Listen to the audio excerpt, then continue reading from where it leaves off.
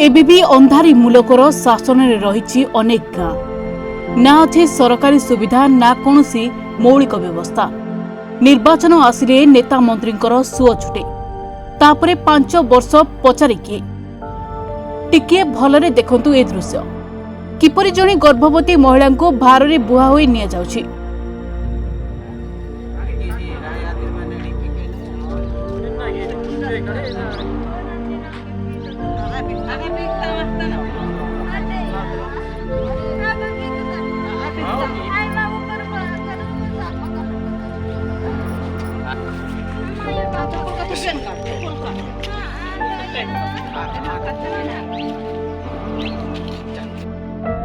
कंधमाल जिला दारिंगबाड़ी ब्लॉक ताजुंगिया पंचायतर नीलाक्लिउ गाँव में देखा मिली एभली एक अभावन चित्र। रास्ता नथिबारु जणे गर्भवती महिला को दोला साहाय्य पाखापाखि 3 किलोमीटर बोही आनिबा को बाध्य होइछंती। मुख्य रास्ता पाखरे पहुंचबा परे एक ऑटो माध्यम ब्राह्मणी गाँ मेडिकल को निया जाइछि। सेठारे मां एक संतान को जन्म देछंती।